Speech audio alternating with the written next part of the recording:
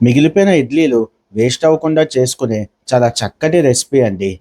ముందుగా oil heat అయ్యాక పోపు సామాను, పల్లీలు, అలాగే పచ్చిమిర్చి, అల్లం వేసుకుందాం. తర్వాత కరివేపాకు, చిటికెడు ఇంగువ వేసుకొని కొంచెం ఫ్రై చేసుకుందాం. ఇలా ఫ్రై అయిన తర్వాత అందులోని జీడిపప్పు కూడా వేసేసుకుందామండి.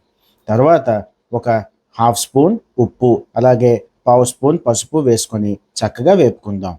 ఇప్పుడు ఇడ్లీలు ఇలా మెత్తగా పిసికేసుకొని వాటిని చక్కగా మనం వేయించుకున్న తాలింపులో వేసుకొని ఒక నిమిషం పాటు కలుపుకుంటే సరిపోతుంది. అలాగే ఓ అరచెక్క నిమ్మకాయ కూడా వేసుకుందామండి. కమ్మటి టేస్ట్ వస్తుంది. ఇడ్లీ వేసిన తర్వాత స్టవ్ ఆఫ్ చేసేయాలి. లేకపోతే ఇడ్లీలు గట్టిపడిపోతాయి. అంతే అండి. చాలా సింపుల్ ఇడ్లీ పులిహోర రెసిపీ. ఈ వీడియో మీకు నచ్చితే మా తెలుగు కుకింగ్ కల్చర్ ఛానల్ని సబ్స్క్రైబ్ చేయండి.